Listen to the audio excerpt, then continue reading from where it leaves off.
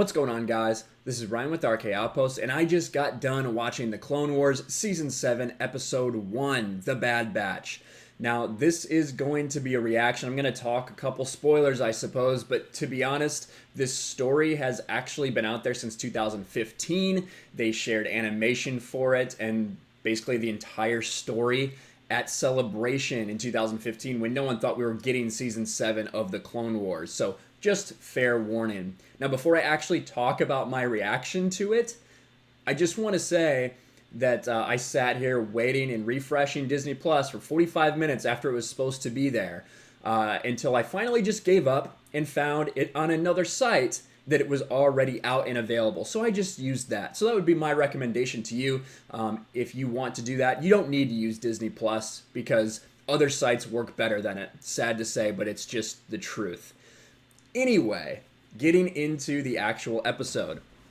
Now, I actually enjoyed this episode. You guys know I have thoughts about the Clone Wars. I'm not particularly fond of them, but one thing I do really enjoy are the episodes that are based on the clones, and that's what this was. That's what the Bad Batch arc really is. It's about the clones. And to be fair, I don't like them as much as I like some things in the expanded universe dealing with clones, like Karen Travis's books. However, I do still enjoy these. And it's unique to see the different personalities of the clones, and this episode is really where that comes into fashion. So starting from the beginning, you do see Anakin and Mace Windu discussing a problem they have on Anaxis, where an old foe, Trench, who we've seen before in previous episodes, is really making a lot of headway and seems to be predicting every move. Now, Commander Cody and Captain Rex come up and they have an idea. They want to send a team behind the lines, infiltrate this place, and because they suspect that there's some kind of AI program or something predicting what they're going to do, because Trench keeps countering all the actions they're trying to take.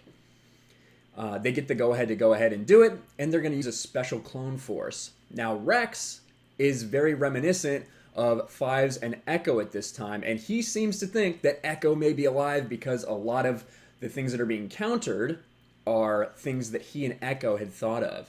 Now, if you remember a couple seasons ago, we saw Echo, and we saw him die, right? But you never really saw a body. You didn't see anything like that. And again, it's the Clone Wars, so it's not like there's going to be anything super graphic in it. But we saw him die, as you can see on the video I'm playing right now. So they go into this. He has those thoughts in his head. They're introduced to Clone Force 99, The Bad Batch.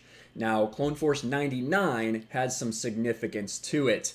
And the whole base behind the Bad Batch is they're called the Bad Batch because they have mutations. They did not come out the way they were intended to from Kamino. They were mistakes. Now, we've seen bad mutations, and the reason that it's named 99 is we saw the clone that was 99. That's the inspiration for this name. We saw him a couple times throughout the series. We also saw him, I'm playing a video here, where he kind of dies a hero, even though his mutations never really let him be the soldier he wanted to be. He still dies a hero. Anyway, the Bad Batch has these mutations, and there's 4 of them, and they all are a little bit different. Now, they do have a leader, Hunter, who looks like Solid Snake. He just does. It's clearly what his look is inspired by, a little Metal Gear Solid. But he's highly attuned and highly sensitive to things. He has heightened senses, and he's also able to deal with the rest of them. We have Wrecker, who is just enormous, kind of dumb, but super strong. You have Crosshair, who obviously is a sharpshooter, and then you have Tech, who's really good with tech. No surprise there. All of them have different personalities. They kind of act as a little bit of a humor. Now, throughout this episode, you see them infiltrating. They crash. They have to use all their different skills to get through an engagement right away and kind of prove their worth to Rex and Cody and the rest of the clones. They call them regs, or regular clones.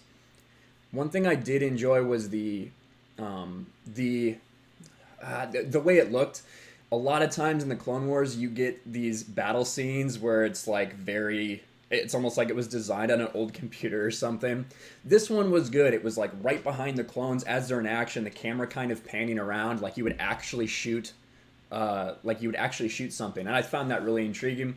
I really enjoyed that. Now, they are going to infiltrate this little center where they suspect they might be able to find some information on this AI, this predictive AI. And they, with the help of the Bad Batch, they infiltrated. Bad Batch is awesome, right? They're working together. They're not conventional, but they have these desirable mutations that allow them to be incredibly good at what they do. Now, they do get in there. Tech is listening in to some sort of signal that's at this little tech center, and Rex is there, and he hears something, and he thinks it's something, and they like fine tune it. You hear the call sign, and it's CT-1409, which is Echo's call sign. So he's like, I know Echo's alive now, and that's kind of where it ends. They take off and escape there with that information. They realize they have to go to this planet that the signal's coming from.